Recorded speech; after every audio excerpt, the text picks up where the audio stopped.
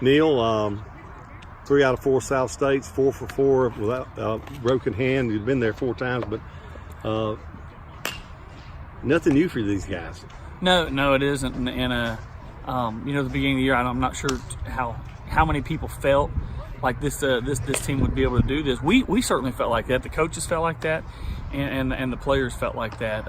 We just went through. I tell you what we did. We went through, each of the contenders, about 5 or 6 other teams, and talked and said, well, why can't we beat them? Why can't we beat them? And they couldn't come up with an answer, and we found several ways that we can. So automatically we start in August by saying, hey, you can do this. You can do this. And it's they have done a good job of taking it one game at a time, and now they put themselves in the position they want to be in. And we're going to play a really, really good West Jones team, a team that everybody expected to be in this spot.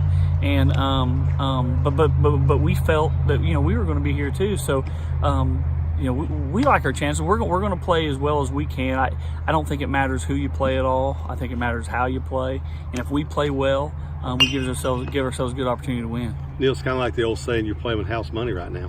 Yeah, right, because look, and nothing against our people. I had to wait.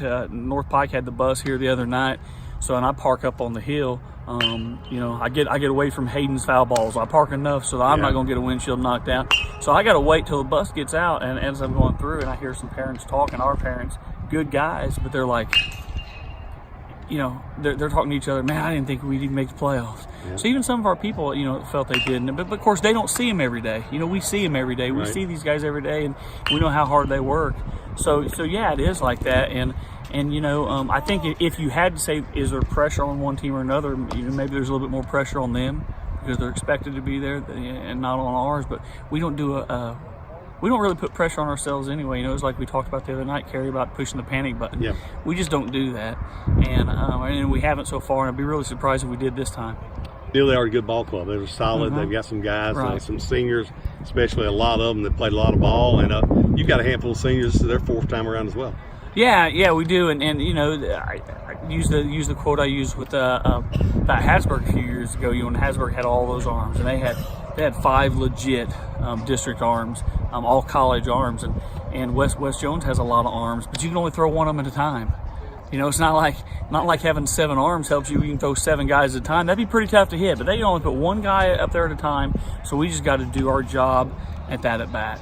And just it's not about working counts and knocking pitchers out. Our approach is we want to swing as soon as we get off the bus anyway. So hopefully we'll come up there great. We're going to know right away in the first inning because we're going to hit first. If we're aggressive, I think we got the right mindset. If we're taking some strikes, then maybe we need to talk to them a little bit and calm them down. But if we just stay in it and just be aggressive, I think good things will happen. We kind of make our own luck.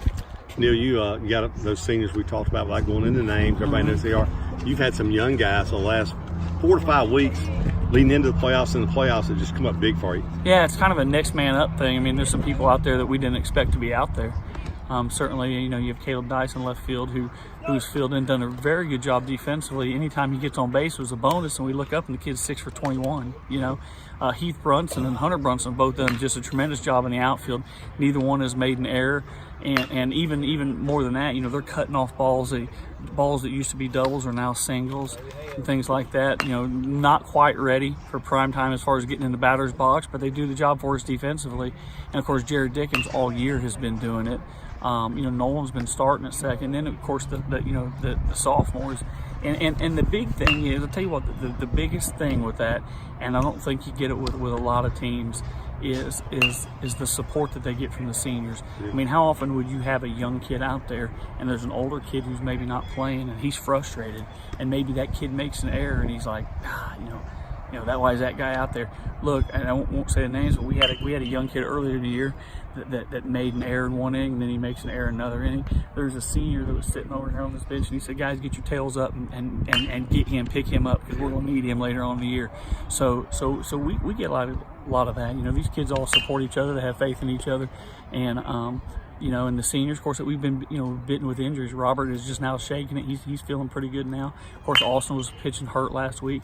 Everett, it was the first time he's taking batting practice in 2.5 weeks. We're hoping he can get us some swings here. And of course, Landon Williams out for the year. Hayden really has been the only one that has been healthy all year.